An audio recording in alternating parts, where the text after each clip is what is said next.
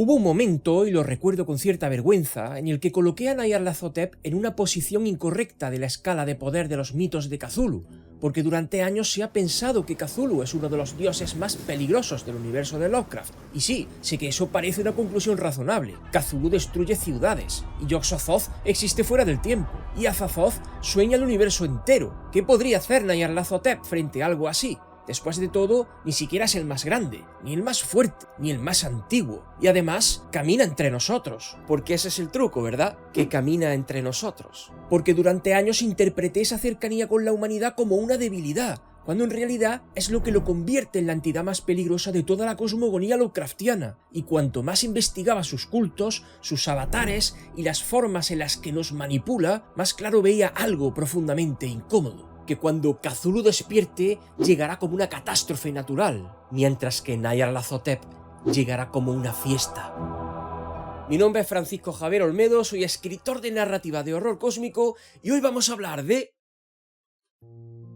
¿por qué me equivoqué al medir el auténtico poder de Nyarlathotep?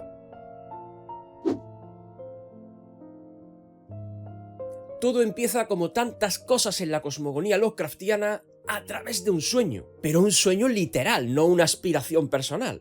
En 1920, Howard Phillips Lovecraft describe en una carta a su amigo Reinhard Kleiner lo que él califica como la pesadilla más horrible y realista que había tenido desde los 10 años. En ese sueño, Lovecraft recibe una carta de su amigo Samuel Loveman, poeta y dramaturgo neoyorquino, en la que dice: «No dejes de ver a Nyarlathotep si viene a Providence. Es horrible, más horrible de lo que te puedas imaginar, pero maravilloso. Te atrapa durante horas. Todavía tiemblo al recordar lo que me mostró». Y en el propio sueño, Lovecraft reflexiona y más tarde escribe a Reinhard: «Nunca había oído el nombre de Nyarlathotep anteriormente, pero parecí comprender la alusión.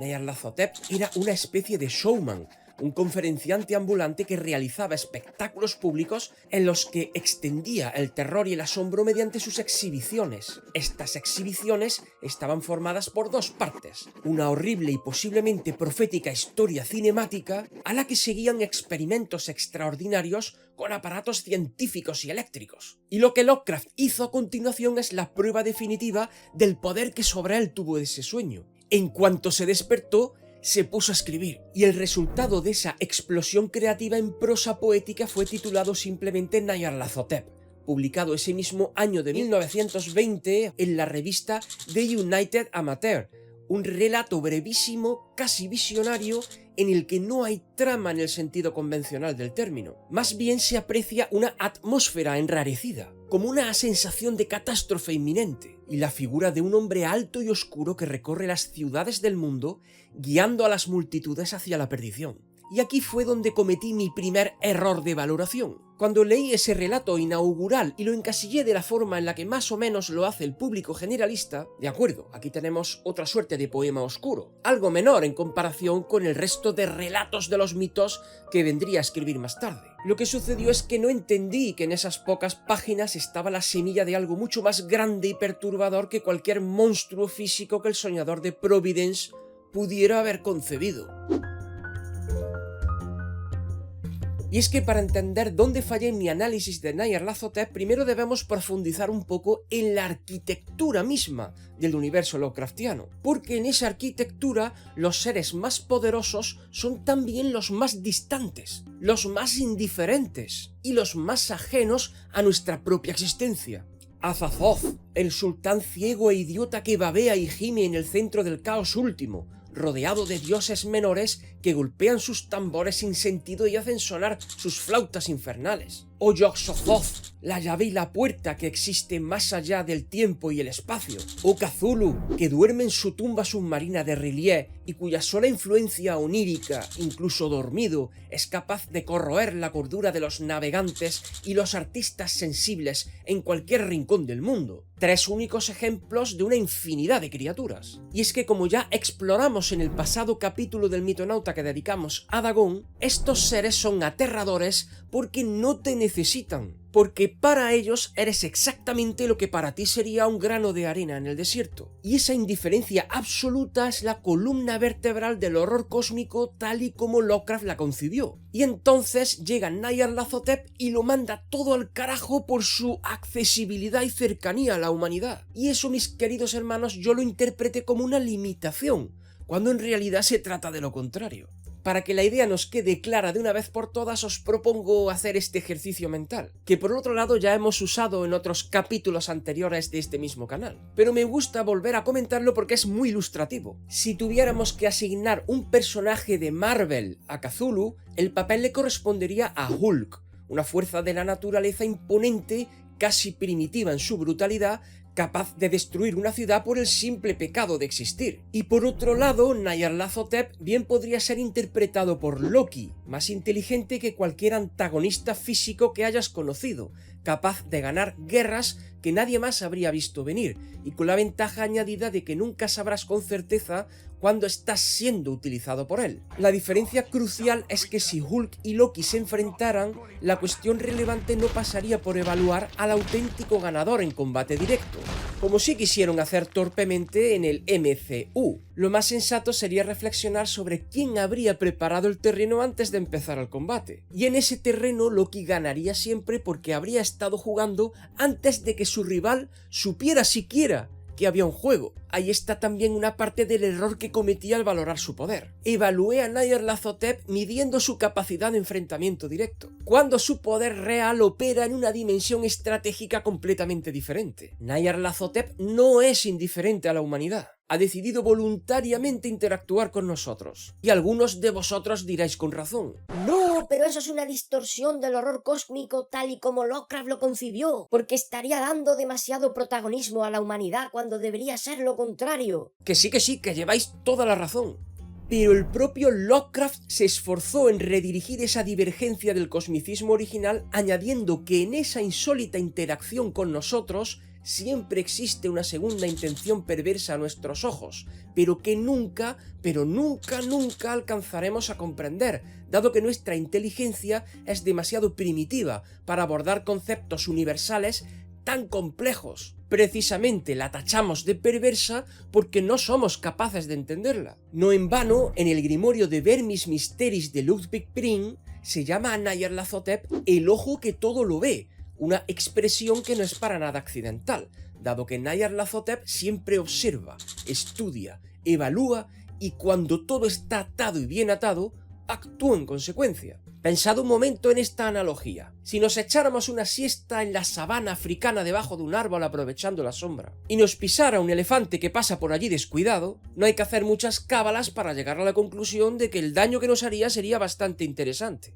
Y sin embargo, el elefante nos habría pisado por accidente. Pero ¿y si ese elefante nos persiguiera de manera deliberada, aunque no llegara a alcanzarnos nunca, pero que tampoco nunca dejara de perseguirnos? Y esto nos obligara a tener que estar huyendo siempre. La escena sería cualitativamente diferente. Pues ahora imaginad algo que es inconmensurablemente más grande que el elefante.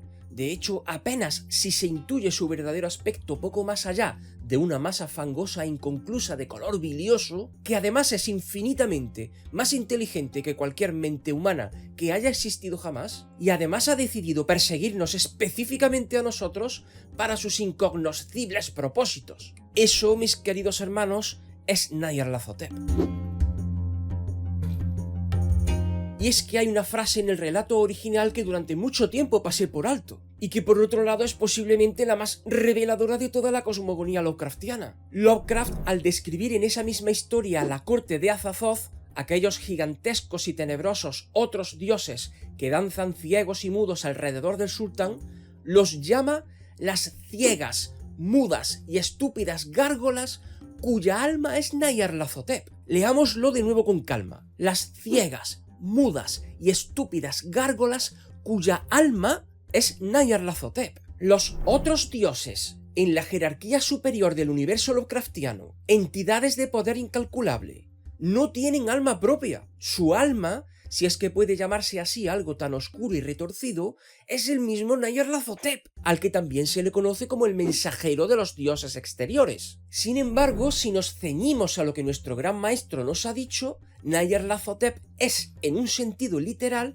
la conciencia colectiva de todos los dioses exteriores encarnada en algo grotesco e inefable. La mente que hay detrás del caos y mente. El orden dentro del desorden más absoluto. Y aquí es donde debemos detenernos para reflexionar en otro error que cometí al principio. Infravaloré su poder a causa de su simple rol de mensajero. Porque sí, formalmente, Nyarlathotep sirve a Azathoth. Lleva sus mensajes a los dioses exteriores. Ejecuta sus órdenes. Insisto, es el mensajero. Y en una escala jerárquica simplista, evidentemente el mensajero está por debajo del que emite el mensaje. Pero cuando el rey es ciego, idiota e inconsciente de todo lo que le rodea, ¿quién tiene realmente el poder?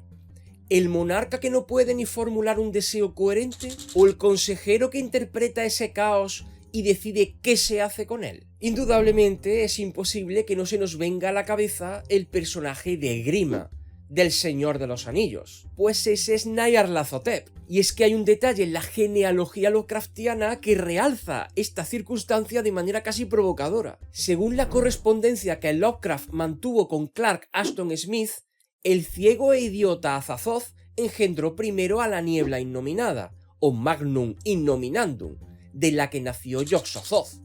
Y de Azathoth también nació directamente su corte, en la que se incluye Nyarlathotep, lo que en términos dinásticos vendría a significar que Nyarlathotep es hijo directo de Azathoth del mismo modo que lo sería la niebla innominada. No se trataría de un ser que surgió de manera espontánea como por ejemplo Ignagnist de Clark Ashton Smith, o que fue creado para alguna necesidad funcional de los mitos. Nyarlathotep es directamente progenie de la omnipotencia ciega, por lo que bien podría haber heredado al menos una parte de su poder, pero en este caso sin limitación de la inconsciencia. Dicho de otro modo, Azathoth tiene todo el poder del universo, pero no puede usarlo de manera dirigida.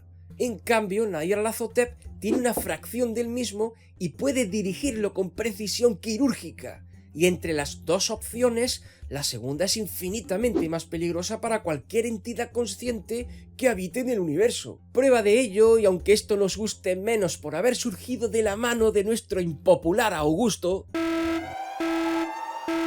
es que Nyarlathotep es uno de los poquísimos seres de los mitos que es inmune al influjo del símbolo arcano que los dioses arquetípicos crearon para inhibir las capacidades de los demás dioses exteriores. Mientras Cthulhu está encerrado bajo el Pacífico por un encantamiento que ni siquiera es de especial sofisticación, y el resto del panteón está, en términos pragmáticos, limitado de una u otra manera, Nyarlathotep camina libre por toda la creación. Siempre libre, en cualquier lugar, en cualquier época y en cualquier forma que se le antoje. Porque aquí llegamos en otro punto de extrema importancia en mi lista de equivocaciones. Un punto que cuando lo examino con la honestidad que suele aportar por norma la madurez, creo que resultaría el error más fundamental de todos.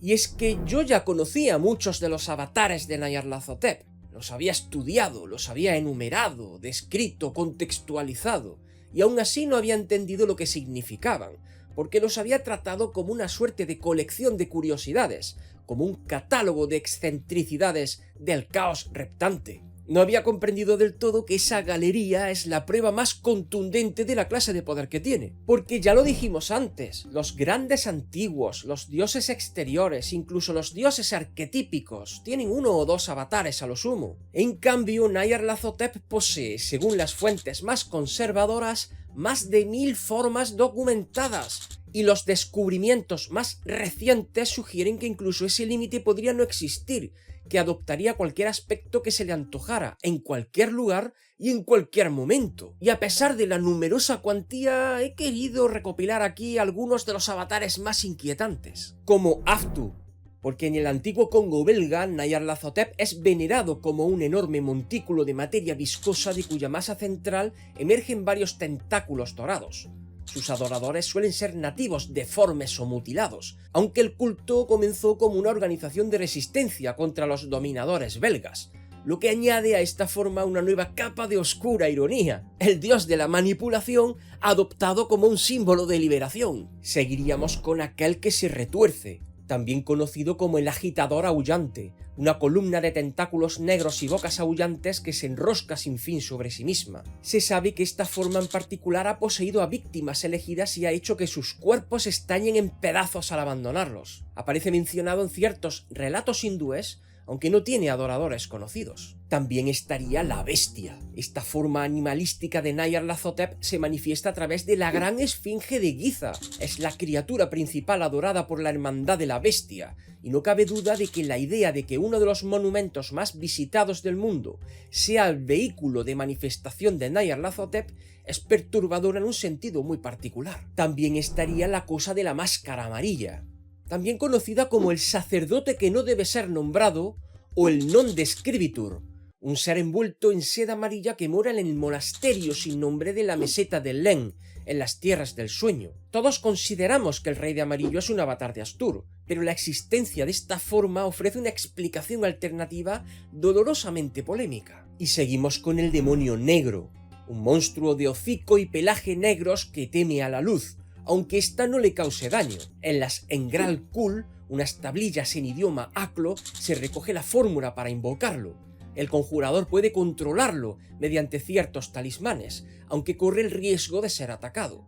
Es menos inteligente que el demonio oscuro, con el que suele confundirse y que es el siguiente avatar del que vamos a hablar. El demonio oscuro, una forma de Nyarlathotep que puede llegar a poseer a la persona contactada. De mayor tamaño e inteligencia que el demonio negro, a veces seduce a los que se inician en los estudios de la magia negra, prometiéndoles gloria si le permiten acceder a sus cuerpos. Evidentemente ninguna recompensa espera a los poseídos por Nyarlathotep, el dios de la lengua sangrienta. Para los rituales de la secta de la lengua sangrienta en Kenia, Nyarlathotep adopta la forma de un enorme monstruo con un largo tentáculo carmesí donde debería estar la cabeza. Su núcleo es la montaña del viento negro, y también es conocido como el que aúlla en la oscuridad, y se especula que esta forma pudo haber servido de inspiración para Kawai'l, un importante dios maya, lo que indicaría una influencia transoceánica de este avatar. Encontraríamos ahora al dios sin rostro. En el Egipto antiguo, Nyarlathotep era adorado bajo la forma de una esfinge alada de rostro sin rasgos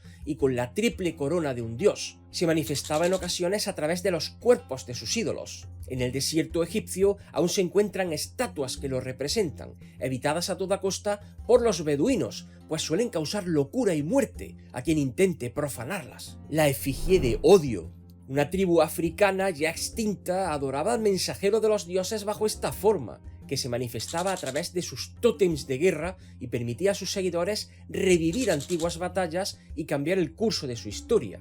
Un poder que, como el propio relato anota con sarcasmo sombrío, de nada le sirvió. El faraón negro, Nefren-Ka, el avatar más icónico de Nyarlathotep, un hombre de orgullosos rasgos egipcios envuelto en oscuras túnicas prismáticas que porta la diadema de un faraón. Se le atribuye haber sido el último faraón de la tercera dinastía, el más poderoso de los reyes sacerdotes de Egipto, que forjó un pacto con Nyarlathotep, es decir, consigo mismo, en la ciudad perdida de Irem, y retornó a Egipto para revivir el culto al dios oscuro, gobernando como faraón bajo cuyo reinado prosperaron los sacerdocios de Bastet, Anubis y Sobek. En las profundidades de su cripta oculta, Nefren-Ka sacrificó 100 víctimas al caos reptante y a cambio recibió el poder de la profecía, pasando los últimos días de su vida dibujando el futuro del mundo en las paredes de su tumba. Se ha afirmado que 7000 años después de su muerte, el faraón negro se alzará de nuevo. Continuamos con el hombre astado. Los celtas veneraban a este aspecto de Nyarlathotep que recuerda a un hombre humanoide con soberbios cuernos de ciervo. Solo puede ser contemplado bajo la influencia de ciertos alucinógenos, lo que plantea preguntas inquietantes sobre qué parte de las visiones chamánicas de la antigüedad podría haber sido, literalmente, Nyarlathotep. También tendríamos al hombre negro, un hombre sin pelo, con la piel negra como el azabache y con pezuñas en vez de pies. Fueron los cruzados quienes trajeron a Europa la adoración a Nyarlathotep bajo esta forma, y sus descendientes iniciaron los cultos de brujas europeos en los que el hombre negro jugaba un papel crucial. En Sueños en la casa de la bruja de Lovecraft, este avatar acosa al protagonista para que firme el libro de Azathoth, un grimorio custodiado por el propio hombre negro que sirve de vínculo formal entre los mortales y la corte del sultán ciego. Encontraríamos ahora a el hombre verde, la efigie animada de un hombre hecha con hojas y tallos de diversas plantas, adorada también por los celtas. Normalmente permanece adormecido, respondiendo solo en ocasiones muy puntuales para actuar de oráculo o aceptar sacrificios. Y también estaría el horror esquelético, una manifestación muy poco común.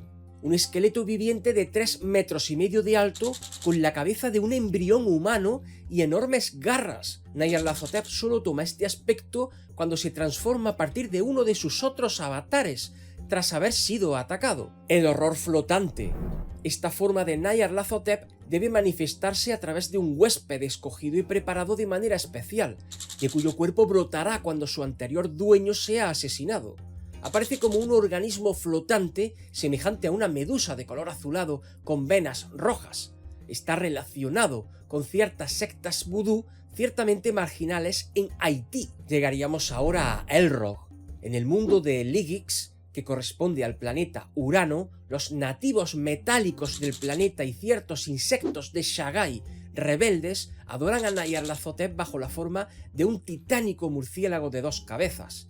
Sus rituales no son especialmente sanguinarios y solo exigen un sacrificio anual de uno de los adoradores. Es uno de los pocos avatares de Nyarlathotep que nos indican que su influencia se extiende más allá de la Tierra, lo que nos daría una medida más veraz de su auténtico poder. Seguiríamos con el mensajero de los dioses primordiales, que no de los dioses exteriores. Esta forma se parece a una enorme masa negra que se mueve por el cielo, extendiendo y retrayendo obscenamente una miríada de probóscides repulsiva que usa para impulsarse por el aire. Solo aparece en sucesos de importancia cósmica extrema, como el posible resurgimiento de Cthulhu de su tumba en R'lyeh. Que Nyarlathotep sea el mensajero en este tipo de evento dice mucho sobre cuál sería su papel en el apocalipsis de los mitos. El morador de la oscuridad, que no el de las tinieblas, también llamado el agitador aullante. En el bosque de Engai, lugar sagrado de Nyarlathotep, el caos reptante toma la forma de un monstruo gimiente y sin rostro que continuamente genera y reabsorbe sus múltiples apéndices. Mientras está en esta forma, puede adoptar de manera temporal cualquier aspecto que desee. Este avatar solo suele manifestarse durante la noche. Y ahora sí, el morador de las tinieblas, el segundo avatar más popular de todos, al que también dedicamos un episodio completo del Mitonauta. Una enorme criatura similar a un murciélago con un ojo trilobulado, que debe guarecerse en la oscuridad porque una luz intensa puede expulsarlo de nuestro plano dimensional. La secta más importante que lo venera es el culto de la sabiduría de las estrellas. El morador es también conocido como el murciélago de la arena, el devorador de rostros, el padre de todos los murciélagos, a la oscura y la luz que vuela. Y que no se nos olvide que el trapezoedro resplandeciente, un cristal poliédrico que emite una luz cambiante y que es considerado uno de los artefactos mágicos más poderosos de los mitos, es su puerta de acceso a nuestro mundo. Y continuaríamos con la mujer abotargada. En China, Nyarlathotep se manifiesta como una hermosa doncella asiática que oculta su rostro tras un abanico. Si se le arrebata ese objeto, se convierte en una entidad femenina rechoncha y monstruosa, con 5 fauces y el cuerpo repleto de tentáculos. Su secta considera sagrados los libros La diosa del abanico negro y el relato del sacerdote Kuan. El contraste entre la belleza engañosa y el horror subyacente es una metáfora perfecta del método general de Nyarlathotep. Y ahora llegaríamos hasta la niebla reptante. En las tierras del sueño, Nyarlathotep se presenta como una bruma de color enfermizo que aparece sin previo aviso y se mueve con voluntad propia hacia su destino. Este avatar es notable por su ausencia de forma reconocible, ni monstruo, ni hombre, ni estructura articulada, solo un movimiento con propósito. Y muy en breve comprobaremos el por qué Nyarlathotep se manifiesta en las tierras del sueño de esta manera irreconocible. Seguiríamos ahora con el oscuro. En California y Luisiana, Nyarlathotep visita ciertas sectas bajo el aspecto de un hombre totalmente negro y sin rostro, de 2,5 metros de alto, que puede atravesar a voluntad cualquier barrera material. Y encontraríamos ahora al pequeño reptador. En la India esta forma corresponde a una figura humana de aspecto enanoide con 4 brazos y 3 tentáculos en vez de piernas. Qué pesadez con los tentáculos, ¿verdad? Aparece mencionado en el grimorio Chat Aquadingen y dispone de un pequeño número de seguidores en el subcontinente. Ahora llegaríamos a Set. Nyarlathotep ha aparecido bajo el disfraz de esta reconocida deidad egipcia. El hecho de que haya usurpado la identidad de uno de los dioses más importantes del panteón egipcio, coexistiendo con él o suplantándolo en función del momento histórico, añade una nueva capa de perturbación al ya complejo rol de Nyarlathotep en la historia de Egipto. Y alcanzamos ahora a Shugoron. En Malasia, Nyarlathotep aparece como una figura humanoide de color negro que suele representarse tocando una extraña especie de cuerno. Es adorado por el pueblo de los Chocho, que lo invocan para vengarse de quienes los han ofendido. El uso de Nyarlathotep como herramienta de venganza personal por parte de cultistas dice mucho sobre cuán despiadados son los intermediarios de este dios, y cuán ciegos están al hecho de que ellos también son instrumentos, no beneficiarios. Y ahora nos topamos con Tezcatlipoca, uno de los dioses más importantes de los aztecas. Nyarlathotep se nos presenta como un hombre de piel oscura con un espejo humeante en el lugar que debería ocupar uno de sus pies. La adopción de una identidad dentro del panteón azteca, una civilización que nunca tuvo contacto con los cultos egipcios o europeos, al caos rectante, es otra demostración de la escala verdaderamente planetaria de su influencia, otra muestra más de su poder que puede pasar desapercibida. Y he dejado para el final el que siempre he considerado como el más insólito e inquietante de los avatares de Nyarlathotep, el conductor del expreso. El conductor tiene el aspecto de un hombre vestido con el uniforme y la gorra de una compañía ferroviaria, pero con un rostro de rictus cónico e inexpresivo que acaba en un afilado tentáculo rojo situado aproximadamente donde debería estar la nariz. Es una criatura de las tierras del sueño que actúa como perro de presa. Cuando localiza a una víctima, aúlla para alertar a su compañero, el revisor, y ambos la persiguen hasta agotarla y poder capturarla. Este avatar fue soñado por el propio Lovecraft y trasladado al relato publicado como el ser bajo la luz de la luna. Y el detalle de que Lovecraft soñara este avatar de Nyarlathotep le añade una dimensión recursiva enormemente interesante. ¿Acaso fue Nyarlathotep quien visitó personalmente en sueños a nuestro gran maestro para animarle a escribir sobre su propia naturaleza? Pero regresemos ahora al punto que durante tanto tiempo subestimé, su cercanía con la humanidad. El hecho de que sea la deidad de los mitos más próxima a nuestra raza, y que precisamente por esa cercanía haya sido el que más se haya aprovechado de nosotros para cumplir sus herméticos designios. Porque pensemos de nuevo en los demás dioses del panteón. Por ejemplo, Cthulhu en su mejor momento activo, en su prime, destruye físicamente lo que encuentra en su camino. Por ejemplo, Sub-Niggurath da a luz a una plétora de monstruosidades innombrables que le rinden pleitesía. Y Yog-Sothoth moldea el espacio y el tiempo a voluntad como si él mismo fuera el tejido espacio-temporal que cambia de forma, porque muy posiblemente lo sea. Y Azathoth simplemente existe, que no es poca cosa. Pues si no existiera, tampoco existiríamos nosotros. Todas estas entidades actúan de cierto modo sobre la realidad física. Son devastadoras en la medida en que son fuerzas cósmicas incontrolables. Pero Nyarlathotep actúa sobre las mentes. Y esto, mis queridos hermanos, es infinitamente más eficaz. Porque el cuerpo puede ser destruido y la historia continúa. Pero cuando una mente es corrompida, cuando una civilización es envenenada desde dentro, cuando los propios hombres o cualquier otra raza pensante son convencidos de trabajar en beneficio de la deidad que los conducirá a su propia destrucción, eso, mis estimados cultistas, es una delicia apocalíptica. Nyarlathotep no necesita romper barreras que lo contengan porque son sus propios seguidores los que las abren desde dentro. Esta capacidad de manipulación psicológica a escala civilizatoria es lo que el texto del De Vermis Mysteris sugiere cuando menciona que muchos de los saltos tecnológicos de la humanidad fueron en realidad el resultado de su intervención. La idea de que Nyarlathotep no destruye a la humanidad, sino que le entrega las herramientas para que sea ella quien lo haga, es quizás la más turbulenta de todas las que orbitan alrededor de este dios. Y también, si lo pensáis bien, la más elegante, porque Nyarlathotep parece disfrutar mucho del modo en el que hace que la humanidad se autodestruya. Y las profecías más fatídicas de los mitos así lo confirman, porque nuestro gran maestro dijo que Nyarlathotep llegará en los días finales de la humanidad, vestido de rojo, y las bestias salvajes seguirán lamiéndole las manos. El caos reptante viajará por las ciudades del mundo, haciendo demostraciones de su ciencia y de su magia. Entonces, auroras furiosas se abatirán sobre las estremecidas ciudades de los hombres, y la humanidad será destruida al tiempo que el caos reptante convierte el universo entero en un enorme cementerio. Y hay algo en esa imagen, el dios caminando entre nosotros mientras todo arde, vestido de un rojo flamante, rodeado de bestias, como si fuera el mismísimo Satanás, que resulta incomparablemente más fascinante que cualquier entidad verdosa gigantesca surgiendo del océano, porque cuando Cthulhu despierte llegará como una catástrofe natural, mientras que Nyarlathotep llegará como una fiesta.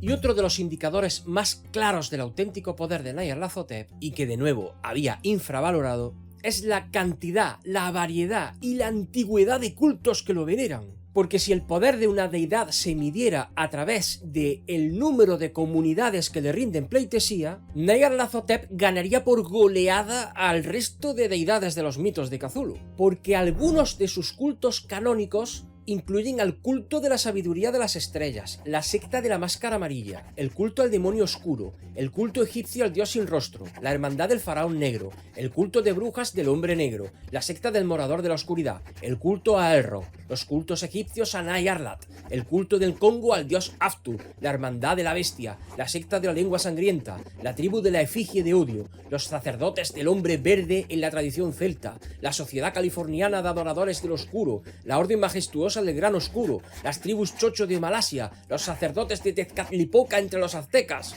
y un larguísimo etcétera. Y estos son solo los canónicos. Cada uno de estos cultos rinde a la misma deidad, pero bajo un nombre diferente, y en un continente diferente, y en una época histórica diferente. Y ninguno conoce, salvo casos excepcionales, que están adorando al mismo dios que sus correligionarios en las antípodas del mundo. Esa es la magnitud del poder de control de Nyarlathotep sobre la raza humana. Ha conseguido que pueblos y civilizaciones en todas las partes del mundo lo adoren a lo largo de toda su historia. Y bueno, la presencia de Nyarlathotep en el antiguo Egipto, eso ya se merece de por sí un capítulo entero del Mitonauta. En su primer reinado en tierras de faraones, el caos reptante llegó a ser uno de los mayores dioses del Nilo, gobernante del inframundo, señor de la noche y patrono de los hechiceros. Y cuando el pueblo egipcio terminó renegando de este dios oscuro y lo borró literalmente de sus monumentos y registros, uno de los castigos más graves que podía infligirse a una deidad en la mentalidad egipcia,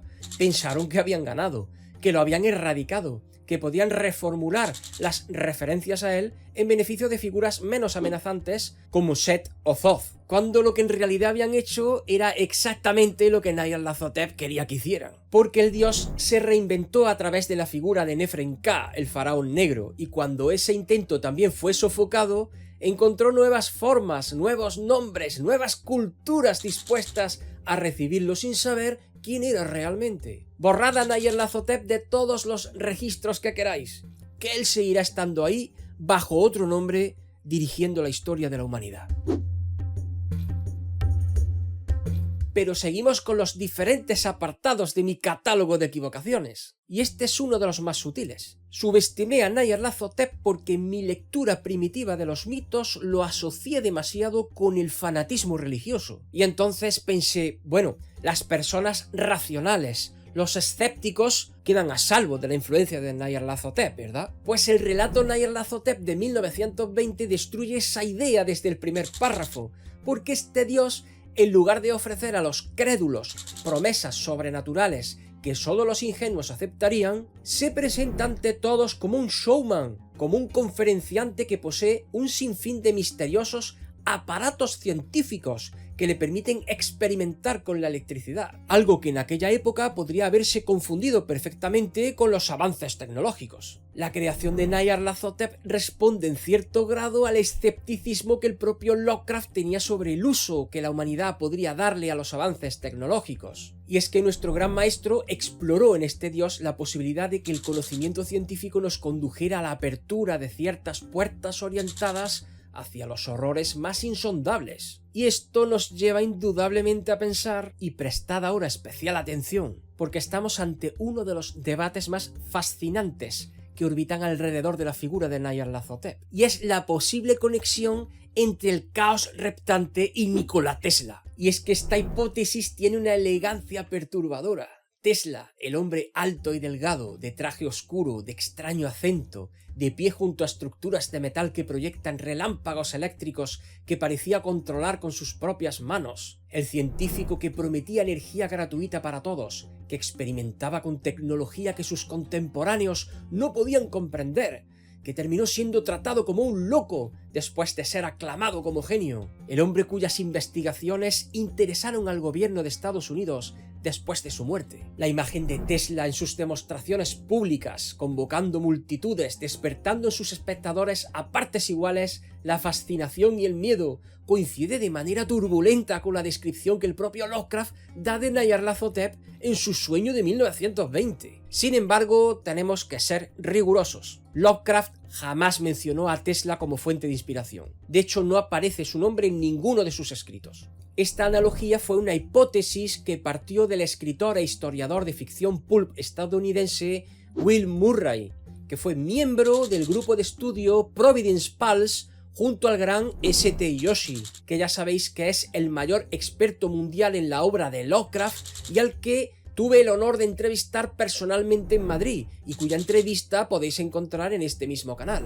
Una conjetura literaria que de tanto repetirse acabó pareciéndose a una suerte de canon informal, lo cual en sí mismo es de nuevo un proceso paradójicamente propio de Nyarlathotep, una historia que se repite lo suficiente como para acabar siendo considerada como auténtica. En definitiva, que Nyarlathotep seduce a las masas a través del conocimiento, ofreciendo la promesa de la comprensión de una realidad mayor, y así a quienes caen bajo su influencia los destruye entregándoles lo que pedían, pero bajo una dosis que su intelecto no puede soportar. Por esa jugada, los que asisten a sus espectáculos a menudo vuelven a sus hogares trastornados, con su juicio alterado a causa de la revelación de las verdades prohibidas de las que han sido testigos. Porque Nyarlathotep nunca entrega sus conocimientos por generosidad. Su intención es siempre guiar a la humanidad hacia la perdición, y la maniobra más brillante de todas es que sean las mismas víctimas las que busquen sin saberlo su propia autodestrucción. Perdonadme, pero es que no puedo dejar de pensar en las IAs. Y esta observación me lleva directamente a los métodos de los que dispondríamos para invocar al caos reptante.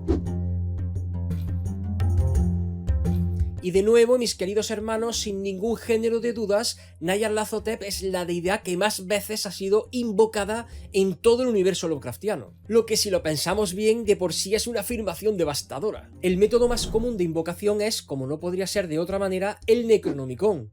El texto de Abdul al-Asred está tan plagado de referencias a Nyarlathotep que algunos estudiosos de los mitos lo describen, no sin razón, como casi un manual de invocación dedicado a él específicamente. Pero también hay otros caminos, por ejemplo haciendo uso de la llave de plata, aquel objeto que abre las puertas de la percepción y permite el acceso a los reinos de los dioses exteriores. Con la llave de plata sería posible abrir un portal directamente a la ciudad de Kadath, en las tierras del sueño, frente al caos reptante, siempre y cuando el invocador sea un onironauta extraordinariamente experimentado, porque Nyarlathotep no puede visitar las tierras del sueño más allá de la ciudad de Kadath. Nunca se le permite traspasar las murallas de Kadath en la inmensidad fría. Y esto es así porque el resto de aquella dimensión está protegido de su influencia por Nodens. Nyarlathotep teme a Nodens, lo cual hablaría indirectamente del poder de Nodens. ¿Entendéis ahora lo que os dije antes de que Nyarlathotep puede viajar por las tierras del sueño en su forma del avatar de la niebla reptante, ya que es irreconocible? ¿Y sabéis que el caos reptante también temería a otras entidades mucho más abominables que Nodens? Sin embargo, eso prefiero que lo descubráis directamente en mi nueva novela de horror cósmico publicada este pasado mes de marzo, La tristeza de Calgary Street, que ya está a la venta en España y LATAM en su versión en papel, en ebook y en audiolibro. Pero seguimos con las formas de invocación. También podríamos llamar a Nyarlathotep a nuestra presencia mediante la adoración al dios sin rostro, dado que el avatar se manifestaba a veces a través de los cuerpos de sus propias estatuas. Y aquí el peligro es de una naturaleza diferente, porque nunca sabrás si la estatua que estás adorando es genuinamente inerte o si hay algo detrás mirándote con una atención que no puedes percibir. Y podríamos usar en igual forma el trapezoedro resplandeciente para su invocación, ese cristal poliédrico que antes os mencioné y que emite una luz cambiante de colores que actúa como una puerta de acceso para Nyarlathotep en su forma de morador de las tinieblas. Quien posee este artefacto puede adquirir conocimientos extraordinarios observando sus facetas, pero el precio que habría que pagar sería que el propio Nyarlathotep acudiría también a satisfacer tu curiosidad. Y por otro lado, el método que mejor ilustraría la verdadera naturaleza de Nyarlathotep sería la adoración al hombre negro en los aquelarres europeos. Para establecer contacto con él por esta vía hay que dormir en un lugar especialmente maldito, como la casa de la bruja Kessia Mason que aparece en el relato Sueños en la casa de la bruja, y abrirse a la aparición de esa figura sin pelo, de piel como el azabache y pezuñas en vez de pies, que vendrá a seducir el sentido y a ofrecer transformaciones en el mundo onírico. Las pesadillas se intensificarán hasta lo insoportable, pero si el invocador aguanta dormido, tendrá la posibilidad de dialogar con Nyarlathotep. Eso sí, la posibilidad de que su cordura salga intacta se aproxima asintóticamente a cero. Por otra parte, existirían también otras alternativas de invocación que los más estudiosos las han catalogado como las más eficaces para autofiniquitarse, que ya sabéis que no se puede decir la palabra ese. Por ejemplo, invocar al avatar conocido como el Sabueso Infernal, tal como ocurre en el relato El Sabueso de Lovecraft, en el que dos coleccionistas de antigüedades terminan encontrando y utilizando un amuleto con forma de perro alado. O bien dejarse poseer por el demonio oscuro que antes hablamos, que según la terminología informal de los mitos, serían como disparos directos a la sien. Y sin embargo, mis queridos hermanos, siempre ha habido gente que ha seguido invocándolo. Han seguido abriendo los libros que perfectamente aclaraban lo que ibas a encontrar si lo hacías. De nuevo, ese es el poder real de Nyarlathotep que yo había infravalorado. Consigue que seamos nosotros mismos los que acudamos a él por propia voluntad. Y llegamos ahora a la última de mis equivocaciones en esta larga lista de valoraciones erradas. Y es que debemos retomar el hecho de que su presencia en el canon literario es aplastante en relación al resto de deidades, porque hay otro detalle adicional en esta circunstancia que no podemos dejar pasar por alto. Y es que aunque como personaje activo Nyarlathotep aparece solo en un puñado de relatos y un poema de Lovecraft, su nombre es mencionado o evocado en un número de textos que supera con creces al de cualquier otra entidad de la cosmogonía lovecraftiana. Y eso en términos narrativos es más importante de lo que parece, porque Lovecraft construyó sus mitos como un sistema coherente en el que la frecuencia de mención de un ser refleja de manera oblicua pero consistente su importancia relativa en el orden cósmico que está describiendo, y Nyarlathotep es mencionado, citado, invocado, temido o adorado en más textos que ningún otro ser del panteón. Ni el esfuerzo de August Derleth sobre Cthulhu ha sido capaz de igualar esta presencia literaria. Por eso, mis queridos hermanos, permitidme rematar este testimonio de arrepentimiento con la confesión de que mi error más grave fue pensar que Nyarlathotep podría ser medido con las mismas categorías que el resto del panteón.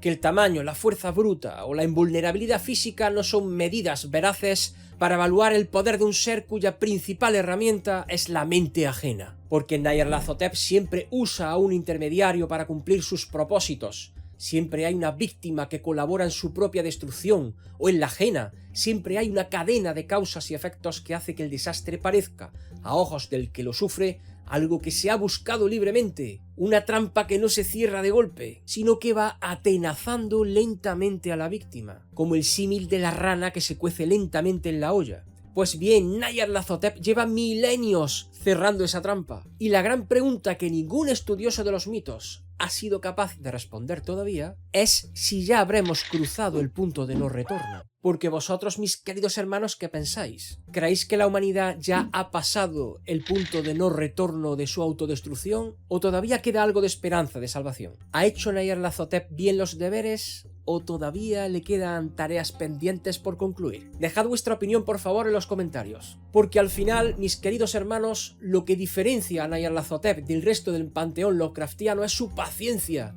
la elegancia oscura con que consigue que incluso sus estudiosos, aquellos que como yo en su momento creían conocerlo razonablemente bien, terminen siendo vectores involuntarios de su infección. Cada vez que alguien habla de él, lo estudia, lo describe, lo compara, lo analiza, está haciendo exactamente lo que Nyarlathotep necesita que se haga: mantener viva su presencia en el mundo, recordar a las masas que existe, que camina entre ellas y que está esperando para ser encontrado. Y para aquel de vosotros que, a pesar de todo lo explicado hoy, no termine de dar mérito al verdadero poder del caos reptante, en este pasado capítulo del Mitonauta llegamos a enfrentarlo directamente con Cthulhu, el gran durmiente de R'lyeh. ¿Y quién resultaría ganador? Bueno, pues no te lances muy rápido a dar la respuesta, que a lo mejor te llevas una sorpresa.